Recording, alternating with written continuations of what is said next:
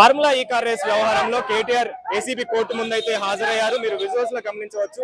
A1 గా ఉన్న KTR ACB కోర్టులో హాజరు కానున్నారని చెప్పాలి. ఇప్పటికే దానికి సంబంధించిన భద్రతా ఏర్పాట్లు అయితే చేయడం జరిగింది. ముఖ్యంగా ఫార్ములా ఈ కార్ రేస్ వ్యవహారంలో కీలక పాత్ర పోషించారని చెప్పేసి, నిధులు మళ్లించారని చెప్పేసి కూడా అందులో భాగంగానే ఈ రోజు ఛార్జ్ షీట్ అయితే ఏసీబీ దాఖలు చేయడం జరిగింది. ఆ దాఖలు చేసిన నేపథ్యంలో దానికి సంబంధించి ఈ రోజు కేటీఆర్ హాజరవుతున్నారని చెప్పాలి. హాజరయ్యే నేపథ్యంలోనే ఇప్పటికే ఈ అరవింద్ కి సంబంధించి A2 గా ఉన్నారు. అదే విధంగా బిఎల్ఎన్ రెడ్డి కూడా A3 గా ఉన్నారు. కాబట్టి ఇప్పటికే A1 గా ఉన్న కేటీఆర్ ని మొదటిగా హాజరు కావాలని చెప్పేసి చెప్పడంతో అందులో భాగంగానే ఈరోజు కేటీఆర్, మాజీ మంత్రి, బీఆర్ఎస్ వర్కింగ్ ప్రెసిడెంట్ కూడా కేటీఆర్ హాజరయ్యారు. హాజరైన నేపథ్యంలోనే ముఖ్యంగా ఫార్ములా ఈ కార్ రేస్ వ్యవహారంలో చాలా వరకు కూడా అవకతవకలు జరిగాయని చెప్పేసి, నిధులు మళ్లింపు అనేది జరిగిందని చెప్పేసి, ఆ నిధులు మళ్లించిన నేపథ్యంలో కేటీఆర్ కీలక పాత్ర పోషించారు. ముఖ్యంగా ఎలాంటి ఆర్బీఐ గైడ్ లైన్స్ లేకుండా, అదే విధంగా ప్రభుత్వానికి కేబినెట్ అనుమతి లేకుండా, అదే విధంగా ఆర్బీఐ గైడ్ లైన్స్ తో పాటు ఇటు కేబినెట్ కి సంబంధించిన అనుమతి లేకపోవడం, హెచ్ఎండిఏ నిధులు అనేవి మళ్లించడం, ఎలాంటి పర్మిషన్ లేకుండా డైరెక్ట్ ఆమోదించి విదేశాలకి నిధులు మళ్లించారని చెప్పేసి, దానికి సంబంధించి పన్నుల రూపంలో ప్రభుత్వంపై 8 కోట్లకు అదనపు భారం పడిందని చెప్పేసి కూడా ఇందులో పేర్కొన్నారు. ఛార్జ్ షీట్ లో భాగంగా 3 సీజన్ల వరకు కూడా ఖర్చుని ఒకే రేస్ కు చూపి కేబినెట్ ఆమోదాన్ని తప్పించుకున్నారన్న ఆరోపణ కూడా ఇందులో ఉంది. అందులో భాగంగానే ఈ ఛార్జ్ షీట్ లో దాఖలు చేసిన విషయాలన్నిటిపై విచారణ చేపట్టేందుకు ఆ విచారణలో భాగంగా ఈ రోజు ఏసీబీ కోర్టు ముందు కేటీఆర్ హాజరయ్యారు.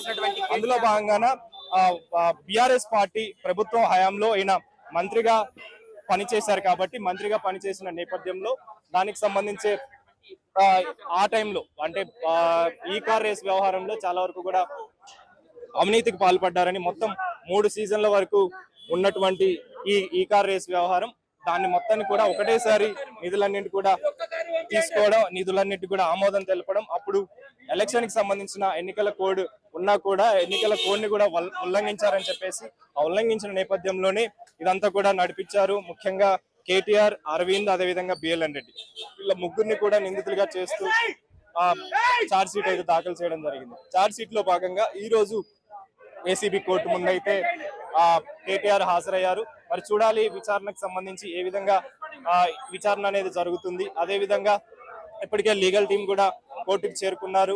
లీగల్ టీం తో పాటు కేటీఆర్ కూడా చేరుకోవడం జరిగింది.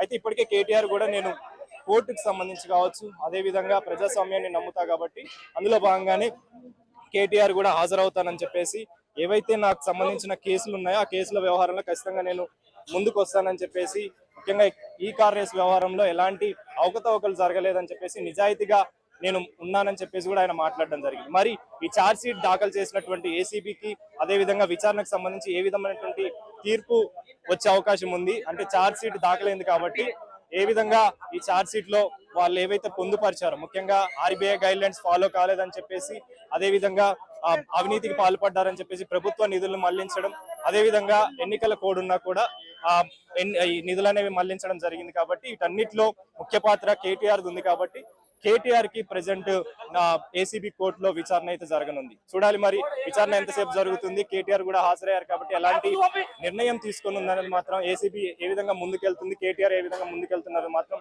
తెలియాల్సిన పరిస్థితి మనకు కనిపిస్తుంది. Over to studio.